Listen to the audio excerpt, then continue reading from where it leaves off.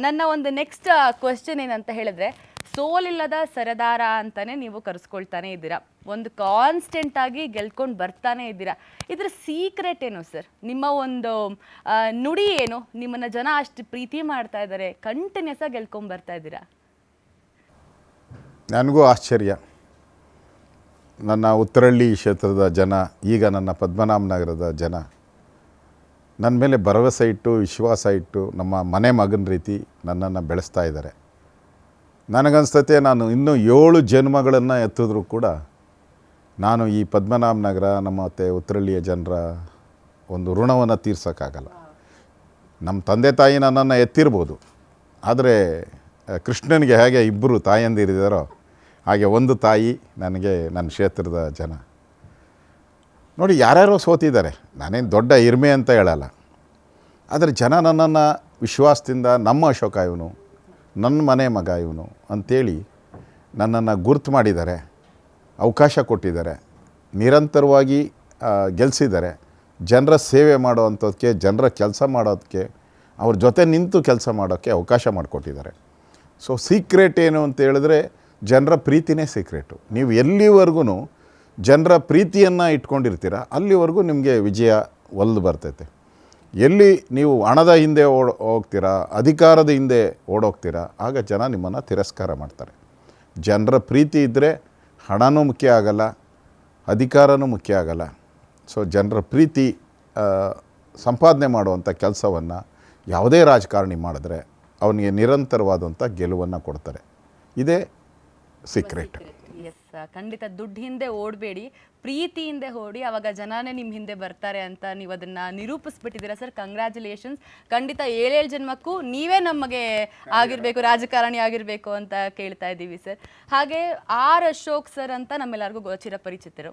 ನಿಮ್ಮದು ಒಂದು full name ಇದೆ, ಅದನ್ನು ಈ ಒಂದು ಚಾನೆಲ್ ಮೂಲಕ ನೀವು ಹೇಳೋಕ್ಕೆ ಇಷ್ಟಪಡ್ತೀರಾ ಸರ್? ನಿಮ್ಮ ಒಂದು ತಂದೆ ತಾಯಿ ಹೆಸರು, ಹಾಗೆ ನಿಮ್ಮ ಒಂದು ಒರಿಜಿನಲ್ ಹೆಸರು. ಇದೇ ನೋಡಿ, ನನ್ನ ಹುಟ್ಟು ಜಾಲಹಳ್ಳಿಯಲ್ಲೇ ಆಗಿದೆ, ಬೆಂಗಳೂರು. ಅಂದರೆ ತಲೆಮಾರುಗಳು, ಲೆಕ್ಕ ಇಲ್ಲದಷ್ಟು ತಲೆಮಾರುಗಳು, ಒಂದು 10-12 ತಲೆಮಾರುಗಳು ಕಾಲದಿಂದ ನಾನು ಬೆಂಗಳೂರಲ್ಲೇ ಇರೋವಂಥದ್ದು. ನಮ್ಮ ಪೂರ್ವಿಕರೆಲ್ಲ ಬೆಂಗಳೂರಲ್ಲೇ ಇದ್ದರು. ಸೊ ನಮ್ಮ ತಂದೆ ರಾಮಯ್ಯ ಅಂತೇಳಿ, ಅವರು ಕೃಷಿಕರು. ಮತ್ತು ನಮ್ಮದು ಸುಮಾರು 60ಕ್ಕೂ ಹೆಚ್ಚು ಎಕರೆ ಜಮೀನು ಬೆಂಗಳೂರಲ್ಲಿತ್ತು ನಮ್ಮದು, ನಮ್ಮ ತಾತನ ಹೆಸರಲ್ಲಿ. HMT ಪ್ರಾರಂಭ ಆದಾಗ ನಮ್ಮ ಜಮೀನೆಲ್ಲ ಅಕ್ವೈರ್ ಮಾಡಿ ಜಮೀನೆಲ್ಲ ಹೊರಟೋಗ್ತು ನಮ್ಮದು. ಅದಾದಮೇಲೆ ನಮ್ಮ ತಂದೆಯವ್ರಿಗೆ HMTಯಲ್ಲಿ ಕೆಲಸ ಸಿಕ್ತು, ನ್ಯಾಚುರಲ್ಲಾಗಿ ಕೊಟ್ಟರು. ಸೊ ಸ್ವಲ್ಪ ಅಳದುಳಿದ ಜಮೀನು ಯಶವಂತಪುರದಲ್ಲಿ ಉಳಿದಿತ್ತು ನಮಗೆ. ಸೊ ಒಂದು ರೈತ ಕುಟುಂಬದಿಂದ ಬಂದಿದ್ದೀನಿ, ಒಂದು ಕಾರ್ಮಿಕ ಕುಟುಂಬದಿಂದ ಬಂದಿದ್ದೀನಿ ನಾನು. ನನ್ನ ವಿದ್ಯಾಭ್ಯಾಸ ಎಲ್ಲನೂ ಕೂಡ ಸರ್ಕಾರಿ ಶಾಲೆಯಲ್ಲಿ ವಿದ್ಯಾಭ್ಯಾಸ ಆಗಿದೆ ನಂದು ಪೂರ್ತಿ. ನಾನು ಯಾವುದೇ ಕಾನ್ವೆಂಟಲ್ಲಿ ಓದಿಲ್ಲ, ಸರ್ಕಾರಿ ಶಾಲೆಯಲ್ಲೇ ಆಗಿದೆ. ಗೋಕಾಕ್ ಚಳುವಳಿಯಲ್ಲಿ ನಾನು ಹೋರಾಟ ಮಾಡಿ ಕಾಲೆಲ್ಲ ಮುರ್ಕೊಂಡು ಹಾಸ್ಪಿಟ್ಲಲ್ಲೆಲ್ಲ ಇದ್ದು ಬಂದಿದ್ದೀನಿ ನಾನು ಗೋಕಾಕ್. ಕನ್ನಡ ಅಂದರೆ ನನಗೆ ಭಾಳ ಅಚ್ಚುಮೆಚ್ಚು ನನಗೆ. ಈ ಥರದ ಒಂದು ಪರಂಪರೆಯಲ್ಲಿ ನನ್ನ 10ನೇ ವರ್ಷಕ್ಕೆ RSS ನಾನು ಚಡ್ಡಿ ಹಾಕಿದ್ದೀನಿ. 10ನೇ ವರ್ಷಕ್ಕೆ RSS ಚಡ್ಡಿ ಹಾಕಿದ್ದೀನಿ. ಸೊ ಅದಾದಮೇಲೆ 1975ರಲ್ಲಿ ಎಮರ್ಜೆನ್ಸಿಯಲ್ಲಿ ಇಂದಿರಾ ಗಾಂಧಿಯವರ ವಿರುದ್ಧ ಒಂದು ಹೋರಾಟ ಮಾಡಿ ಯಶವಂತಪುರ ಸರ್ಕಲಲ್ಲಿ ಕಾಲೇಜ್ ಸ್ಟೂಡೆಂಟ್ಸ್ ಎಲ್ಲ ನಾವು ಪ್ರತಿಭಟನೆ ಮಾಡಿದ್ರಿ. ಆಗ ನಮ್ಮನ್ನು ಅರೆಸ್ಟ್ ಮಾಡಿ 1 ತಿಂಗಳ ಕಾಲ ನಮ್ಮ ಬೆಂಗಳೂರು ಸೆಂಟ್ರಲ್ ಜೈಲಲ್ಲಿ ಇಟ್ಟಿದ್ರು. 1 ತಿಂಗಳ ಕಾಲ ಬೆಂಗಳೂರು ಸೆಂಟ್ರಲ್ ಜೈಲಲ್ಲಿದ್ದೆ ನಾನು. ಅದಾದಮೇಲೆ ಪೊಲಿಟಿಕಲ್ ಲೈಫು ಹಾಗೆ ಅದೇ ಪ್ರಾರಂಭದಲ್ಲಿ ಅದೇ ಜರ್ನಿ ನಂದು. ಎಮರ್ಜೆನ್ಸಿನೇ ನನಗೆ ಪೊಲಿಟಿಕಲ್ ಜರ್ನಿಯನ್ನು ಕೊಟ್ಟಂಥದ್ದು ಆ ಸಂದರ್ಭ. ಅದರಿಂದ ನಾನು ಒಂದು ರೈತಾಪಿ ನೆಲೆಯಲ್ಲಿ ಬಂದಿದ್ದೀನಿ, ಬೆಂಗಳೂರಲ್ಲಿ ಹುಟ್ಟಿ ಬೆಳೆದಿದ್ದೀನಿ, ಇನ್ನೂ ಹೆಮ್ಮೆ ಇದೆ ನನಗಿದೆ.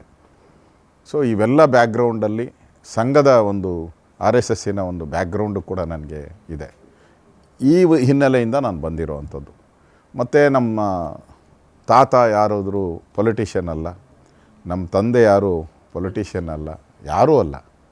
ನಾನು ನ್ಯಾಚುರಲಾಗಿ ಬಂದಿರೋನು, ಸ್ಕ್ರ್ಯಾಚಿಂದ ಬಂದಿರೋವಂಥದ್ದು. ಯಾವುದೇ ಇನ್ಫ್ಲೂಯೆನ್ಸು, ಯಾವುದೇ ಬ್ಯಾಕ್ಗ್ರೌಂಡು ಏನೂ ಇಲ್ದಿರ ಬಂದಿದ್ದೀನಿ ನಾನು. ನ್ಯಾಚುರಲ್ಲಾಗಿ ಅಂತ ಹೇಳ್ತಾರಲ್ಲ, ಒಂಥರ ನ್ಯಾಚುರಲ್ ಗಿಡ ಬೆಳೆಯುತ್ತಲ್ಲ ಹಾಗೆ ನಂದು ಪ್ಲ್ಯಾಂಟ್ ಮಾಡಿರೋ ಸಸಿ ಅಲ್ಲ, ನಂದು ಪ್ಲ್ಯಾಂಟ್ ಮಾಡಿ ಅದಕ್ಕೊಂದು ಕಂಬ ಪಕ್ಕದಲ್ಲಿ ಕಟ್ಟಿ ಅದನ್ನು ನೀಟಾಗಿ ಹೋಗೋ ಆ ಥರದ್ದೇನೂ ಇಲ್ಲ, ಏನೇ ಇಲ್ಲ. ನ್ಯಾಚುರಲ್ ಆರ್ಗ್ಯಾನಿಕ್ ಥರ, ಆರ್ಗ್ಯಾನಿಕ್ ಅಂತಾರಲ್ಲ ಹಂಗೆ ಆರ್ಗ್ಯಾನಿಕ್ ಆಗಿ ಬೆಳೆದಿರೋವಂಥ ಒಬ್ಬ ರಾಜಕಾರಣಿ ನಾನು.